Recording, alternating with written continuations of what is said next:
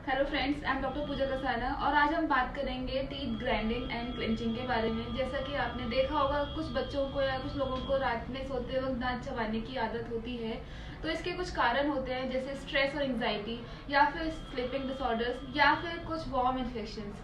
तो ऐसे ये सब चीज़ के लिए ट्रीटमेंट तो ज़रूरी है। ट्रीटमेंट के साथ साथ आपको इसमें नाइट गार्ड यूज़ करना है, जिससे आपके दांत चबाते वक्त दांत घिस ना जाए, क्योंकि ऐसा करने से दांत घिस जाते हैं और उसके बाद सेंसिटिविटी इतना ज़्यादा बढ़ जाती है बच्चों को, बड़ों को, कि वो कुछ खा नहीं पाते हैं और ठंडा गर्म उनको लगने लगता है।